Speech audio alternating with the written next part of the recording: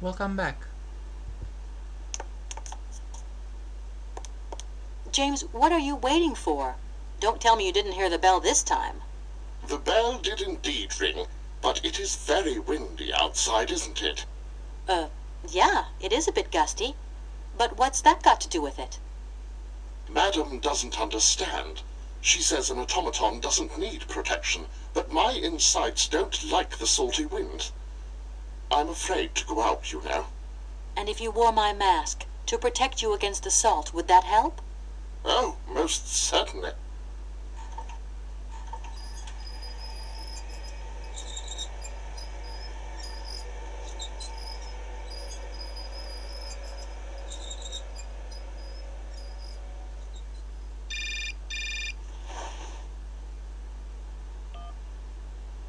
Katie Pooh. So, have you met her yet? This Helena person? What's she like? Does she remember Frank? Hi, Mom. Yeah, sure. I met her, and yeah, she's living in Arrowbad. You can thank Frank for me again. I'll remember too, honey. So, what's Arrowbad like? Maybe Frank can take me there one day. It's this seaside resort, Ma, but it isn't what it used to be. You'd be real disappointed. Maybe you're right. So, when are you coming home? Is that mission all over then? Not really, Ma. I still haven't found the heir I'm looking for to wrap up the case. Helena Romanski's a kind of detour here. Listen, Munchkin, I get the distinct impression that you're being led up the garden path. Why don't you just come home, tell your boss this heir just doesn't exist, that you've done all you can, et voila. Do you want me to call him for you? Ma, please, don't get involved. Looking for Hans Vorarlberg is what I'm being paid for. But I also just want to find him for myself. Honestly, you're just as stubborn as your father. Don't complain that your mother didn't warn you. Don't worry, I won't.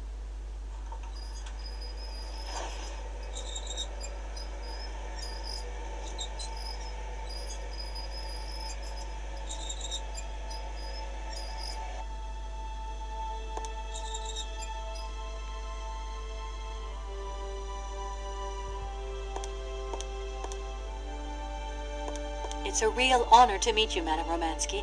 People have told me so much about you. People still talk about me. Oh dear.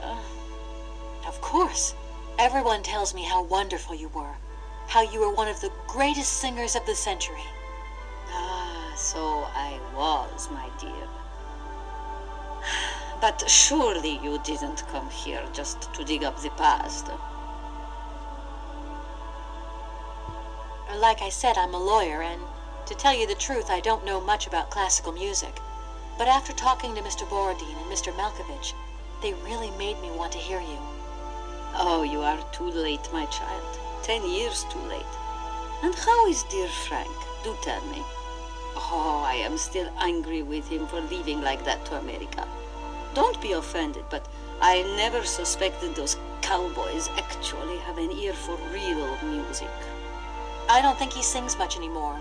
The odd gala, the odd charity event. Anyway, he sends his love.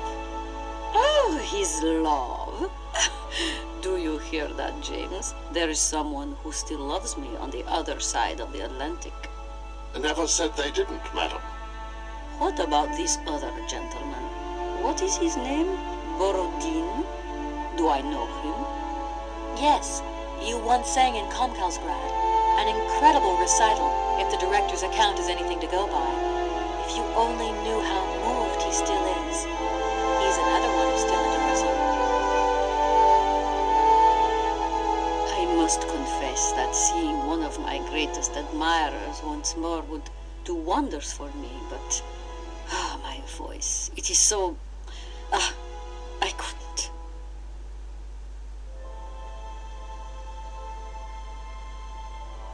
Strange.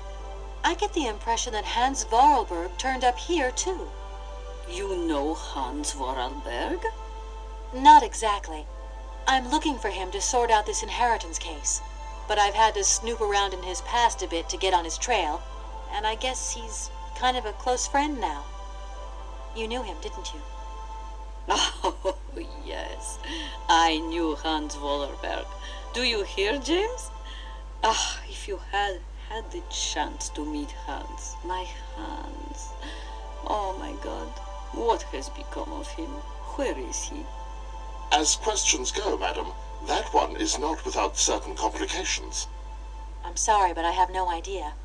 That's the goal of my mission, to find Hans Varlberg. That's why I have to get back to my train as quickly as possible and to get out of Komkalsgrad. And you cannot find him without the train? The train is one of his last inventions. So is Oscar, the automaton engineer. I get the feeling that the two of them are going to lead me to him. Did you hear that, James? I might see Hans again. I have dreamed so long of meeting my dearest sweetheart again. Oh, if only I could sing. If only I were in Paris, I would ask George for that miracle cocktail. The one that only he knew how to make. Wouldn't I, James? Yes, madam. As you have frequently said, without that famous cocktail, your French tour would have probably been cancelled. I don't understand. An extraordinary tale, my dear. It was December, and it was terribly cold and damp. I had to play the role of Tatiana that evening at the opera. But since the morning I had lost my voice. It drove me completely mad with worry. I don't know how George, the barman at the Moritz Hotel, heard about my affliction, but he brought me up a cocktail that he had invented, a strange concoction. But it turned out to be a miracle cure. My voice returned to me in an instant. That's amazing. That's just what we need. We're going to mix you up a cocktail. Ah, my dear child, it is impossible.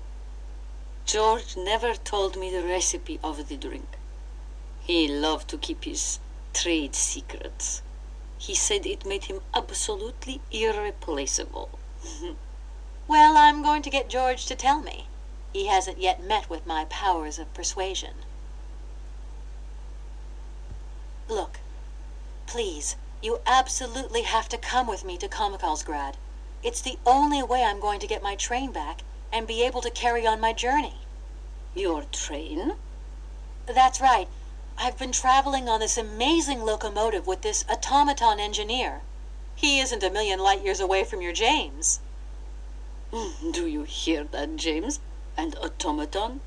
You have a twin brother? How delightful. And I thought I was the only person alive able to put up with such a peculiar butler. Permit me to express my surprise, madam. Surely the fact that I remain in your service guarantees my uniqueness. Oscar isn't my butler, though. He has a great independence of thought. Sometimes he does whatever suits him. Just like you, James. Isn't that funny? Madam will not be surprised to hear that she is strongly advised not to undertake a journey that, unless I am very much mistaken, will tire her needlessly. James, only one of us will make that decision, and that person is me. I'm very curious to meet your automaton, my dear. Where is it? He had to stay with the train in Komkalsgrad. The director used his hands for the final touches on his pianist. It's the same pianist that will accompany you when you sing. How quaint! Another automaton. And this one can even play along with me? Play for me? Ah, why does my voice abandon me so now? I'll let you get a bit of rest. Thank you for listening to me. It was a real pleasure, my child. You are a charming young lady, and simply talking to you has warmed my soul. Well, we'll continue this in the next video.